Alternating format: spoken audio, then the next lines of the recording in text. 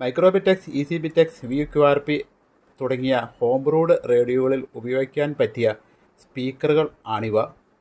3 inch വലുപ്പത്തിലുള്ള ഇത്തരം സ്പീക്കറുകളാണ് ബിറ്റെക്സ്, മൈക്രോബിറ്റെക്സ് എന്നിവയുടെ കവറുകളിൽ വരുന്നത്. 2.5 ഇഞ്ച് വലുപ്പത്തിലുള്ള ഇത്തരം സ്പീക്കറുകളാണ് ഈസി ബിറ്റെക്സിനുള്ള കവറുകളിൽ സാധാരണ കണ്ടുവരുന്നത്.